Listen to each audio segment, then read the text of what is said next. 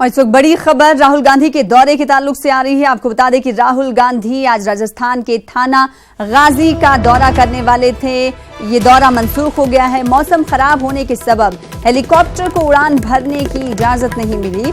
अलवर इस्मत रेजी की मुतासरा से मुलाकात करने के लिए राहुल गांधी राजस्थान का दौरा करने वाले थे। अब खबर ये आ रही है कि राहुल गांधी का थानागाजी दौरा मंसूख कर दिया गया है।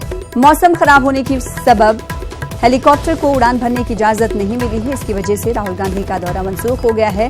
आपको बता दें कि राहुल गांधी आज राजस्थान के वजीर आला और नायब वजीर आला के हमरा थाना गाजी का दौरा करने वाले थे और अलवर इस्मत रेजी की मुतासरा से मुलाकात करने वाले थे। इस बीच ये खबर आ रही है कि राहुल गांधी का दौरा मंसूख हो गया है क्योंकि हेलीकॉप्टर को उड़ान भरने की इजाजत नहीं मिली है क्योंकि मौसम खराब है।